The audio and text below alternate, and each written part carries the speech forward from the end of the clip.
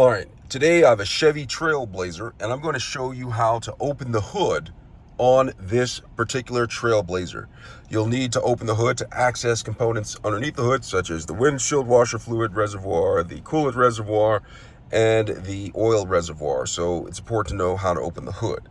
All right, but before I get started and show you how to do this, if you found my video helpful in any way, can you give me a thumbs up as well as subscribe to my channel? I'll appreciate it tremendously. All right, so I'm in the vehicle, okay? My vehicle is currently parked, and it might be a good idea to turn on the parking brake as well, okay? For safety reasons, all right? Make sure you're on a flat surface, all right? So in order to do that, let me go ahead and turn my vehicle off. So once the vehicle's off, I'm gonna open the door. And the reason why I open the door is because to access the latch for opening the hood, you have to go ahead and pull this right here, all right? So I'm gonna pull this. Or that pop. Now that's only the first step of the process right there.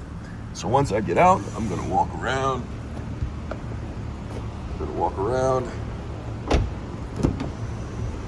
And I'm gonna go to the front of the vehicle.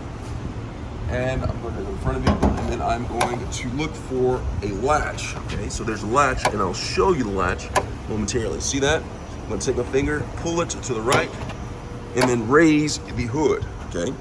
Raise the hood, and then there's a kickstand that you need to put into place. Stand right there, into place, so the hood stays open.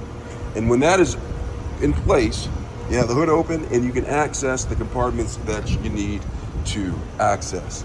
And when you're done, all you have to do is simply take this, put it back to where it was, and close the hood. And that is how you open and close the hood on a Chevy Trailblazer. Hope this has been helpful. Thanks a lot for watching.